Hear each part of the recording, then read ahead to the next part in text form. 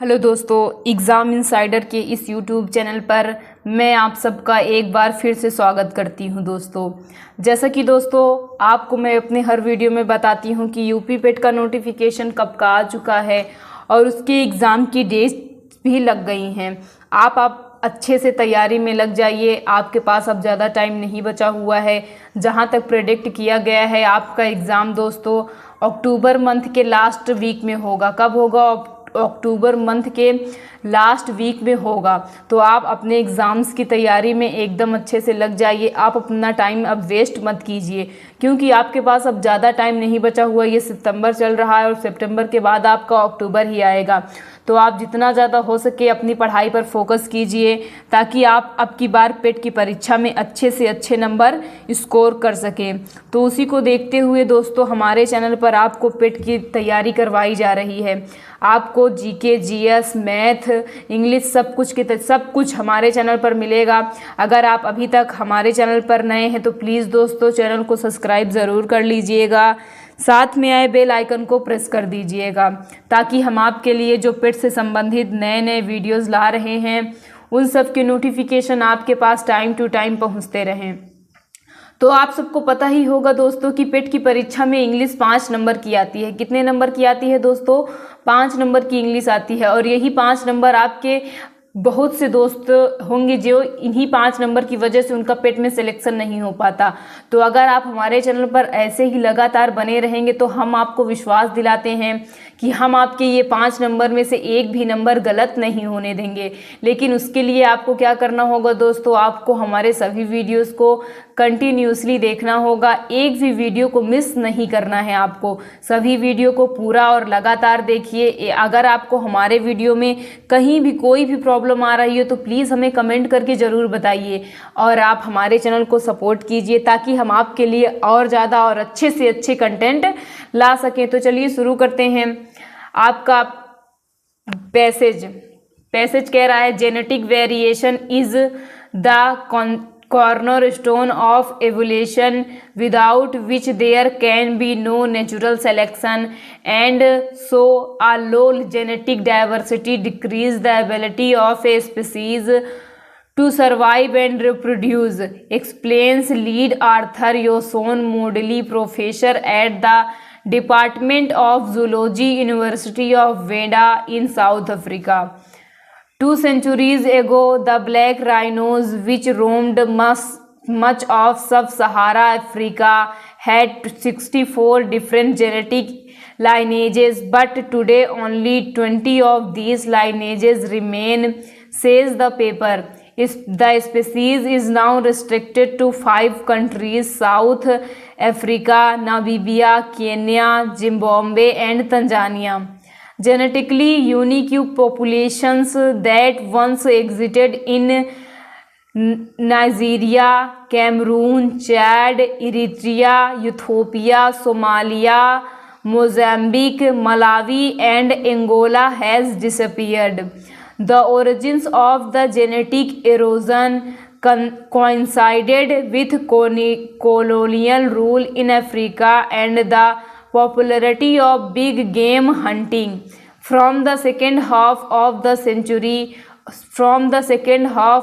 20th century. However, poaching for horns has dramatically depleted their population and genetically diversity, especially in Kenya and Tanzania. तो ये passage आपका जो genetic variation होता है उसके ऊपर बेस्ड है। और हमारे जो पर्यावरण में इतने बहुत सारे पशु पक्षी थे, लेकिन वो धीरे धीरे विलुप्त हो जा रहे हैं, तो उन्हीं के ऊपर ये पैसेज आपका बेस्ड है। मैं आपसे अपने हर वीडियो में बताती हूँ दोस्तों कि आप पैसेज को 2 बार ध्यान से ज़रूर पढ़ा करिए। आप जब पैसेज को अच्छे से पढ़े रहेंगे तो आपको आंसर्स को सॉल्व करने में दिक्कत नहीं आएगी। तो चलिए देखते हैं पैसेज की। मैं आपको हिंदी बताने की कोशिश करती हूँ दोस्तों। Genetic variation is the cornerstone of evolution. आनुवांशिक भिन्नता विकास की आधारशिला है। आनुवांशिक भिन्नता विकास की आधारशिला है। कॉर्नरस्टोन मतलब होता है आधारशिला। क्या होता है दोस्तों? आधारशिला। यानी जो जेनेटिक वेरिएशन है वो विकास की क्या है? आधारशिला है। Without which there can be no natural selection, जिसके बिना कोई प्राकृतिक चयन नहीं हो सकता, जिसके बिना कोई प्राकृतिक चयन नहीं हो सकता। And so a low genetic diversity decreases the ability of a species to survive and reproduce, और इसीलिए कम आनुवंशिक विभिन्नताएं किसी प्रजाति को जीवित रहने और प्रजनन करने की क्षमता को कम कर देती हैं। एक्सप्लेन लीड आर्थर योसोन मोडली, professor at the department of zoology, university of Wanda in south Africa. ऐसा मुख्य लेखक योसोन मोडली ने कहा, जो कि क्या कहते हैं, जूलॉजी के प्रोफेसर हैं। कहाँ पे? वेंडा, साउथ अफ्रीका की एक यूनिवर्सिटी में। 2 centuries ago, 2 शताब्दी पहले, the black rhinos which roamed much of सब सहारा अफ्रीका, 2 शताब्दी पहले जो काले गैंडे जो उप सहारा अफ्रीका में ज़्यादातर हिस्सों में घूमा करते थे had 64 different genetic lineages, but today only 20 of these lineages remains, says the paper। मतलब कहा जा रहा है 2 शताब्दी पहले जो काले गैंडे उप सहारा अफ्रीका में घूमा करते थे उनकी 64 प्रजातियां थी। कितनी प्रजातियां? या तो 64 वंशावलियां थी, लेकिन आज के समय में सिर्फ और सिर्फ कितनी वंशावलियां बची हैं या प्रजातियां बची हैं? 20। ऐसा अखबार में कहा गया है। The species is now restricted to 5 countries. यह प्रजातियां 5 देशों में प्रतिबंधित है। कौन कौन से वो देश हैं? आपके देश हैं वो south Africa, Namibia, Kenya, Zimbabwe and Tanzania. तो ये इन 5 देशों में यह जो प्रजाति है वो क्या है? प्रतिबंधित है। Genetically unique population that once existed in Nigeria, Cameroon, Chad, Eritrea, Ethiopia, Somalia, Mozambique, Malawi and Angola had disappeared. आनुवांशिक रूप से अद्वितीय आबादी जो कभी Nigeria, Cameroon, Chad, Eritrea, Ethiopia, Somalia, Mozambique, Malawi और अंगोला में मौजूद थी, गायब हो गई है। क्या हो गई है दोस्तों? गायब हो गई है। The origins of the genetic erosion coincided with colonial rule in Africa and the popularity of big game hunting।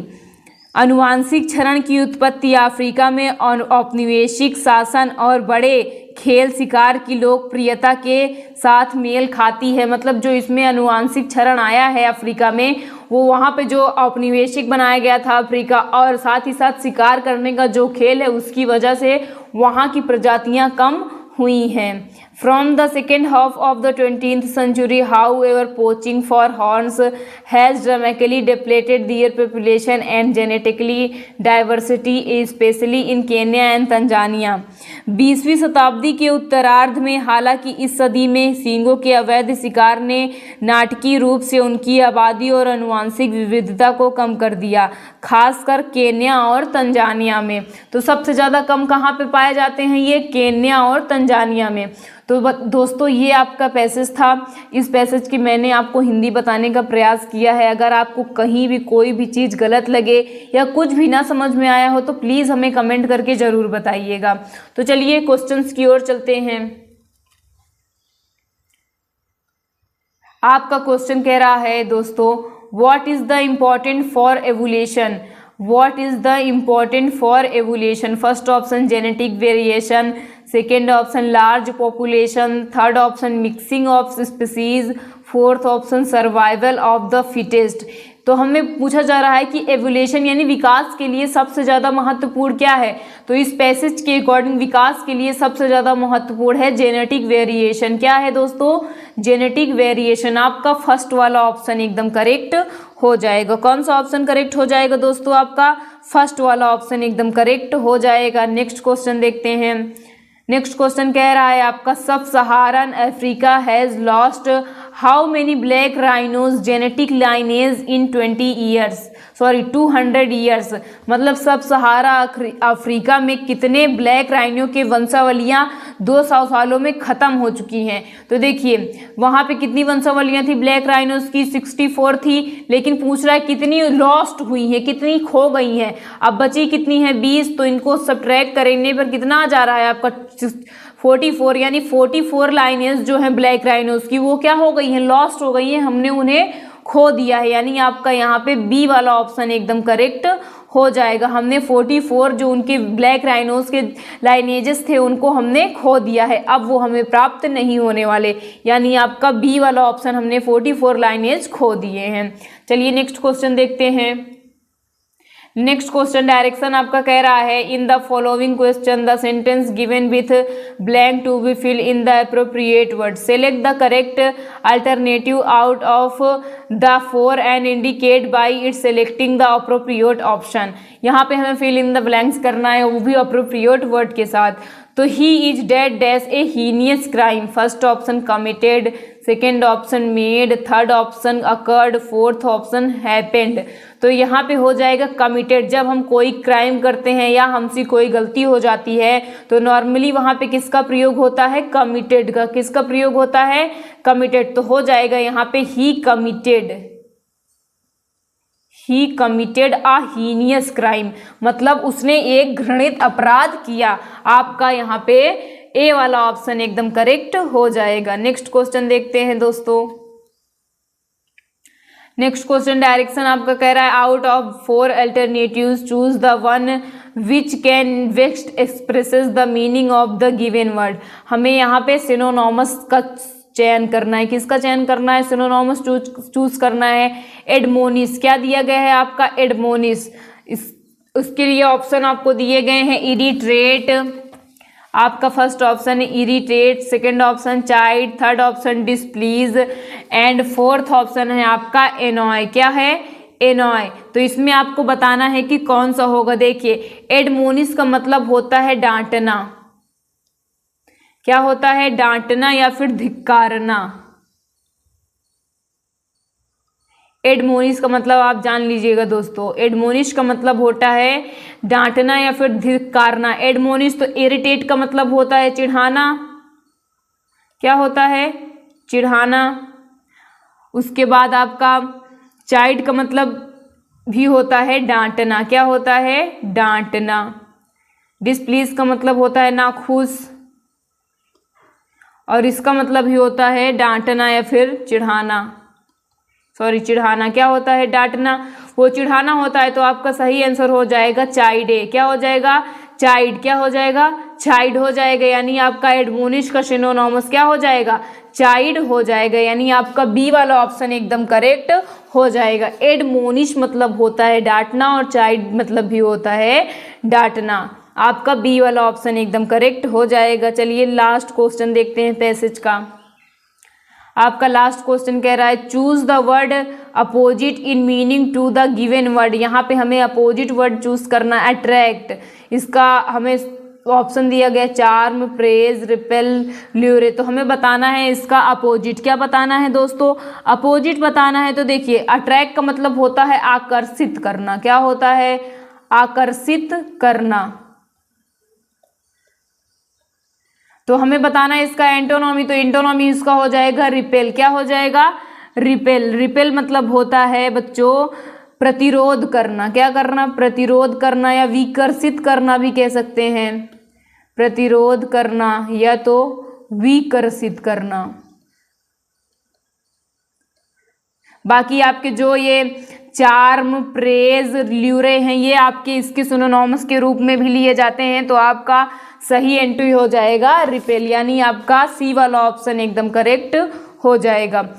दोस्तों हमने आज आपके अपने पैसेज में 5 क्वेश्चंस करवाएं और पैसेज पढ़ाया है। आपको पैसेज या क्वेश्चन में कहीं भी कोई भी प्रॉब्लम हो तो प्लीज़ हमें कमेंट करके ज़रूर बताइएगा।